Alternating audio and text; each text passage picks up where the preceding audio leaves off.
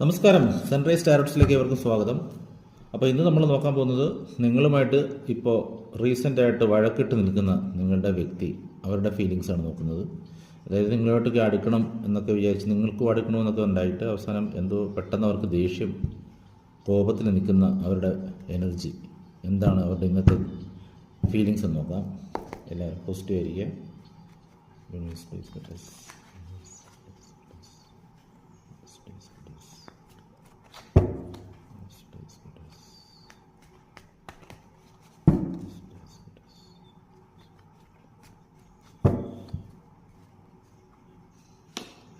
First card king of swords ആണ്.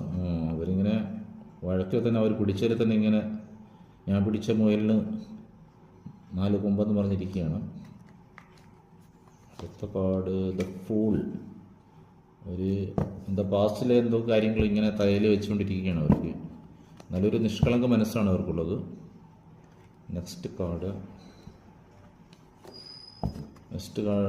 2 of swords ആണ്. അവരിങ്ങനെ കണ്ണ് കെട്ടി ഇരിക്കുകയാണ്. അവർക്ക് എന്താണ് എന്ന് അവർക്കൊരു ധാരണയില്ല. ആ ഒരു എനർജിയിലാണ് അവരിയ്ക്കുന്നത്. ഇത് എങ്ങോട്ടൊക്കെ പോകുന്നു എന്ന് നോക്കാം.